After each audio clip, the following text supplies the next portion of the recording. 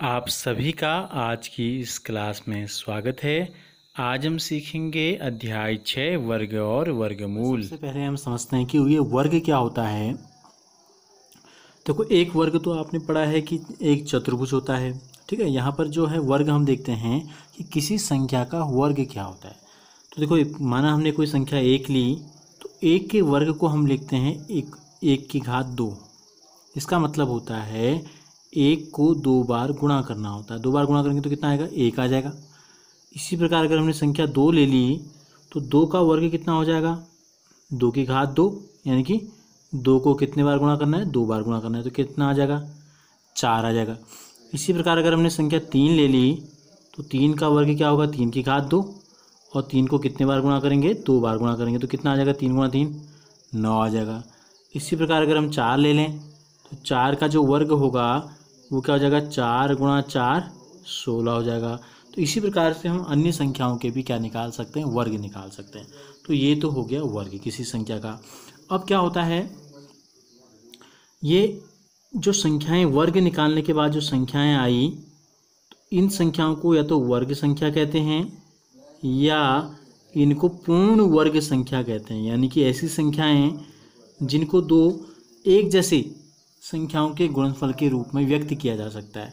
कौन कौन सी आई हो, जो ये संख्याएं गुणा करने के बाद आई, 1, 4, 9, 16, ये पूर्ण वर्ग संख्याएं हैं। 1, 4, 9, 16 इस प्रकार की जो अन्य संख्याएं आएंगी ये कहलाती हैं वर्ग संख्या या पूर्ण वर्ग संख्या कहलाती हैं। क्यों कहलाती हैं, क्योंकि हम एक को एक गुणा एक लिख सकते हैं, चार को दो गुणा दो लिख सकते हैं, 9 को तीन गुणा तीन लिख सकते हैं, और 16 को चार गुणा चार लिख सकते हैं। यानी कि ऐसी संख्याएं पूर्ण वर्ग संख्याएं या वर्ग संख्याएं कहलाती हैं जिनको दो एक जैसी संख्याओं के गुणनफल के रूप में व्यक्त किया जा सकता है।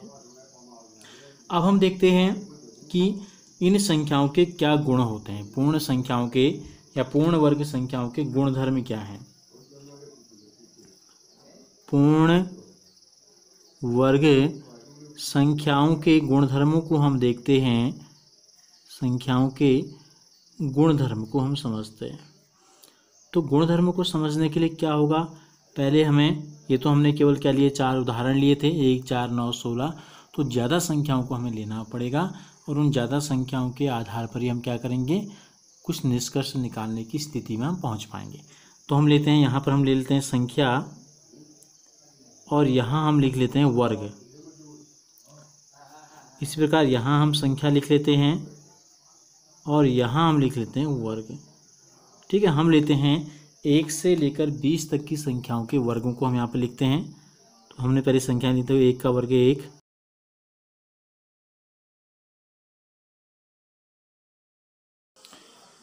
तो ये हो गई 1 से लेकर 20 तक की संख्याओं के वर्ग हमने लिखे हैं, 1 से लेकर 20 तक की संख्याओं के वर्ग।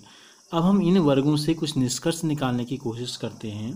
तो देखो, जो वर्ग संख्याएं आई हैं, जो ये वर्ग संख्याएं आई हैं, वर्ग जो आपको दिखाई दे रहा है 1 से लेकर 100 तक, यहाँ 121 से लेकर 400 तक, तो हम इनके इकाई के अंकों का अध्ययन करते हैं। देखो, इकाई में अंक क्या क्या हो सकते हैं, 0, पहले एक अंक की संख्याएं हम लिख लेते हैं।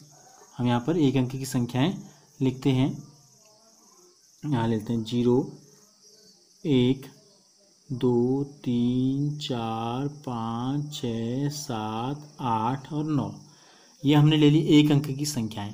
अब हम ये देखते हैं कि जो पूर्ण वर्ग संख्याएं या जो वर्ग संख्याएं हैं, इनके इकाई के अंक में क्या क्या अंक आए हैं। ठीक है, तो देखो 1 है यहाँ, तो 1 में टिक लगा देते हैं, 1 आया है। 4 है इकाई में, यहाँ भी 4 है। यहाँ इकाई में 9 है, यहाँ भी इकाई में 9 है, 9 आया है। यहाँ इकाई में 6 है, यहाँ भी 6 है, तो 6 भी आया है। तो 5 आया है इकाई में, 6 को हमने टिक लगा दिया, 9 को हमने टिक लगा दिया, 4 को भी हमने टिक लगा दिया, 1 को भी हमने टिक लगा कर दिया, और 0 को भी हमने टिक कर दिया। अब देखो, 1 से लेकर 20 तक की संख्याएं जब हमने देखी, या हम ये कहें 1 से लेकर 10 तक की संख्याओं के इकाई के अंक जो आ रहे हैं वर्ग संख्या में, वही 11 से 20 तक भी आ रहे हैं। देखो, यहाँ 1 है, यहाँ भी 1, यहाँ 4 है, यहाँ 4, ये 9 है, तो यहाँ भी 9, यहाँ 6 है, तो यहाँ भी 6, यहाँ 5 है, यहाँ भी 5, यहाँ 6 है, तो यहाँ भी 6, यहाँ 9 है, तो यहाँ भी 9, यहाँ 4 है, तो यहाँ भी 4, यहाँ 1 है, तो यहाँ भी 1, यहाँ 2 0 हैं, तो यहाँ भी 2 0 हैं। अब अगर हम क्या करें, 11 से लेकर 20 तक की संख्याएं थी, अगर हम ले लें यहाँ पर 11 की जगह पर हम 21 से 30 तक भी ले लेंगे तो भी इकाई के अंक यही आएंगे।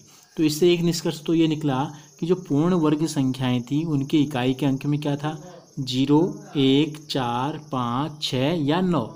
अब क्या नहीं था ये देखो, 2 नहीं था, 3 नहीं था, 7 नहीं था, 8 नहीं था।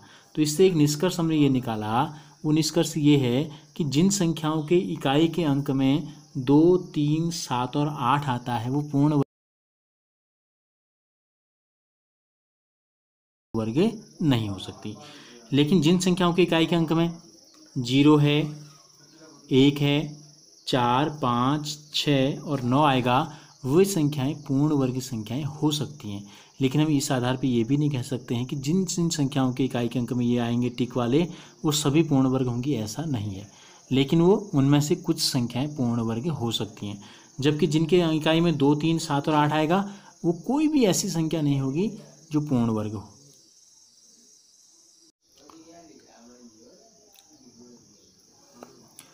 तो अब हमने क्या किया, कुछ संख्या हमने और ले ली। हमने एक ऐसी संख्याओं का समूह लिया है जिन सब के इकाई में केवल 1 0 है। इन सब में देखो कितना है, इकाई में केवल 1 0 है।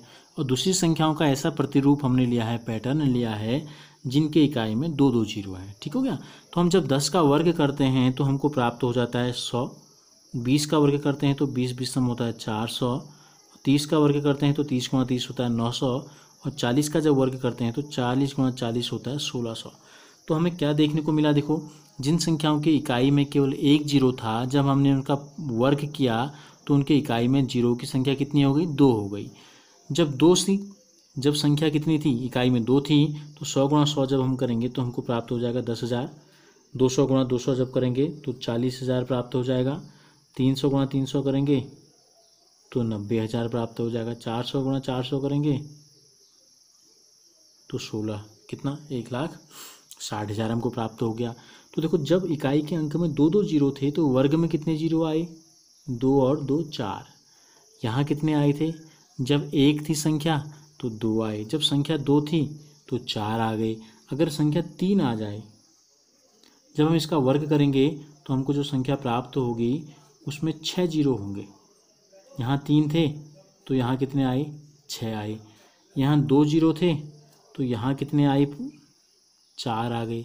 यहाँ 1 0 था तो यहाँ कितने आए, 2 आ गए।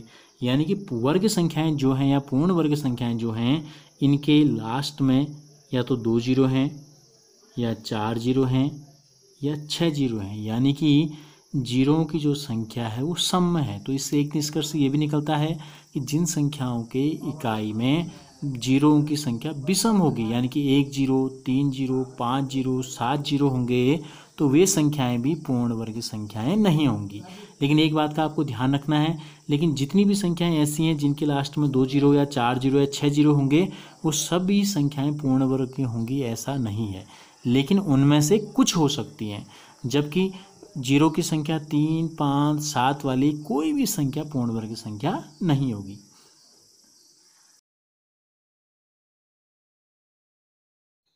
अगर आपको ये वीडियो अच्छी लगी तो इसे लाइक ज़रूर कीजिए और हमसे जुड़े रहने के लिए चैनल को सब्सक्राइब कर बेल आइकन को ज़रूर प्रेस कीजिए।